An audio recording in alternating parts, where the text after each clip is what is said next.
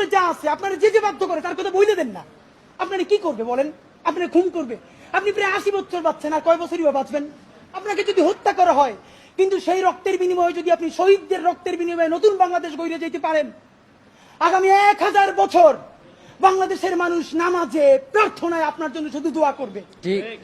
প্রধান উপদেষ্টা, আপনাকে বলি, আপনার উপদেষ্টারা সারাক্ষণ জুজুর ভয় দেখায় না? আপনারে বলি, একটু কান দিয়ে শুনেন। যদি ওয়াকার সাহেবের এবং আর্মি জেনারেলদের সাহস থাকে, আই রিপিট, সাহস থাকে, একটা কুক ওইদিকে দেখাইতে বলেন। ঠিক ভাইরা, ব্যাপারটা এমন না। লিথাল উইপেন যখন চলে, তখন পুলিশের উইপন আর আর্মির উইপেনের পার্থক্য থাকে না, প্রত্যেকটাই জীবন কাইড়ে নেয়। এই মাত্র একটা বছর আগে আমাদের হাজারো হাজারো শহীদ যেই গুলিতে শহীদ হয়েছে, এর চেয়ে দামি গুলি তো আর্মি আমাদের উপরে ব্যবহার করতে পারবে না। আপনি মনে রাখেন, এই ওয়াকার সাহেব অথবা আর্মি যদি কোনো কু করার চেষ্টা করে, জনগণ গিয়ে ক্যান্টনমেন্টের ইট খুঁজে নিয়ে আসবে। ইট, একটা ইট ক্যান্টনমেন্টে আস্থা থাকবে না। আপনি যাইকে রাখেন। আপনি কারে ডরান? আপনি ভোট নেন।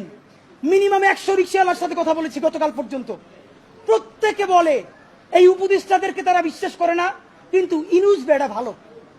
এর মানে সারা বাংলাদেশের জুলাই যোদ্ধারা, জুলাইয়ের পক্ষের শক্তিরা আপনার মুখটা দেখা এখন পর্যন্ত এই সরকারের একটা হাত ধরে রাখছে।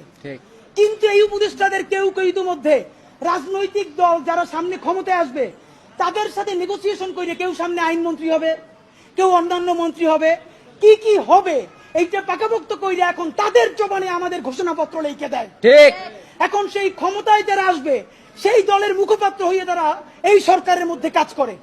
প্রধান উপদেষ্টা, আপনার একটা কথা বলি, আমরা আগেও বলেছি এই সরকারের সকল উপদেষ্টার এক পা অন্য দেশে, বিপদ হইলে ভাইগে যাবে, কিন্তু আমরা দৃঢ়ভাবে বিশ্বাস করি আপনি ভাগবেন না।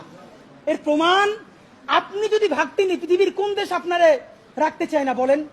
তাহলে হাসিনার আমলেও 10 তলা বিল্ডিং বাইয়া আপনার আদালতে হাজিরা আপনি দিতে আসতেন না। ঠিক, আপনি তখনই বিদেশ থাকতে পারতেন।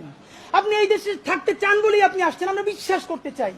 মাননীয় প্রধান উপদেষ্টা, আপনি বাঁচবেন কয়দিন বলেন? আপনার এত বয়স হয়েছে, বাংলাদেশের গড়ায় উঠছে প্রায় 20 বছর বেশি পাচ্ছেন। আপনার অন্তরে যা আছে আপনারা যে বাধ্য করে তার কথা বইলে দেন না। আপনারা কি করবে বলেন? আপনারা খুন করবে? আপনি প্রায় 80 বছর বাঁচছেন, আর কয় বছরই বা বাঁচবেন? আপনি কি করে? আপনাকে যদি হত্যা করা হয়, কিন্তু সেই রক্তের বিনিময়ে যদি আপনি শহীদদের রক্তের বিনিময়ে নতুন বাংলাদেশ গড়ে যেতে পারেন, আগামী 1000 বছর বাংলাদেশের মানুষ নামাজে প্রার্থনায় আপনার জন্য শুধু দোয়া করবে। ঠিক, বুড়ো মানুষটা থেকে শুরু করে শিশু, আপনার বক্তৃতা শুনে মাননীয় উপদেষ্টা কতক্ষণ জানেন? যতক্ষণ আপনি জুলাইয়ের জবানে কথা বলেন। কিন্তু যেই রাজনৈতিক দলের কাছে কোন ধরনের সংস্কার ছাড়া আপনি নির্বাচনের কথা বলতেছেন, আপনি কি কি বলছেন আপনার একটু পইয়া শুনাই। আপনার ঘোষণাপত্র থেকে অল্প কয়েক জায়গা মার্ক করে নিয়ে আসছি। মাননীয় প্রধান উপদেষ্টা, আপনি বলছেন যে সামনের নির্বাচনে, এবারের নির্বাচন যেন আনন্দ উৎসবের দিক থেকে, শান্তি শৃঙ্খলার দিক থেকে, ভোটার উপস্থিতির দিক থেকে, সৌহার্দ্য আন্তরিকতার দিক থেকে দেশের ইতিহাসে স্মরণীয় হয়ে থাকে, এই সকল আয়োজন করা হবে।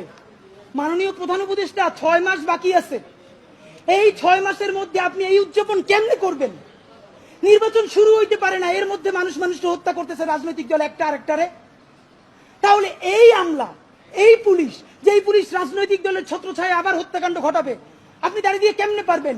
প্লিজ, আপনার এই বৃদ্ধ কাঁধে রাজনৈতিক দলগুলোর বন্দুককে রাখতে দিয়েন না। আপনি না পারলে কুইট করেন, ওরা নিজেরা বুঝে খাক।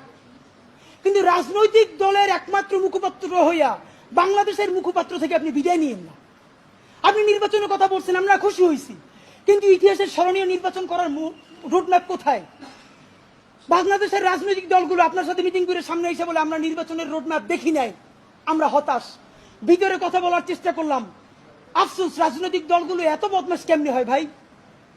ভিতরে তারা একটা বারো ভালো করে কোন রাজনৈতিক তারা নির্বাচনের ম্যাপ দেয় না। প্রধান উপদেষ্টারে তারা গিয়ে বলে বড় দলগুলা, ওই পেট্রো বাংলার চেয়ারম্যানটা কিন্তু আমাদের লাগবে, অমুক বিশ্ববিদ্যালয়ের ভিসি কিন্তু আমাদের লাগবে, স্বরাষ্ট্র আর জনপ্রশাসন মন্ত্রণালয়ের সচিবটা কিন্তু আমাদের লাগবে।